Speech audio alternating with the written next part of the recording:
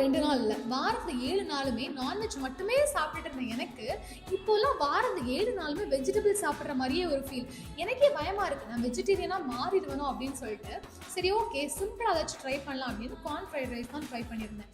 நார்மலாக நம்ம fried rice பண்ணுற மாதிரி தான், எக்ஸ்ட்ராவாக கார்ன் மட்டும் ஆட் பண்ணேன். ஆனால் நான் என்ன பண்ணிட்டேன் அப்படின்னா, வெட்டி வச்சுல பாதி காய்கறியை போட மறந்துட்டேன். ஆனால் டேஸ்ட் நிஜமாவே நல்லா இருந்துச்சு. பன்னீர் கூட வச்சு சாப்பிடும்போது, இங்கே சென்னையில் நல்ல மழை ஈவினிங், அதனால ஏதாச்சும் ஹாட்டாக சாப்பிடலாம் அப்படின்னு பக்கத்தில் இருக்க கெஃபே போயிருந்தோம். நாங்கள் வந்திருந்தது எங்கன்னு பார்த்தீங்கன்னா ஷெல் கெஃபே. இது என்னோட one of the favourite spot and comforting ஸ்பாட்னு அப்படி சொல்லுவேன்.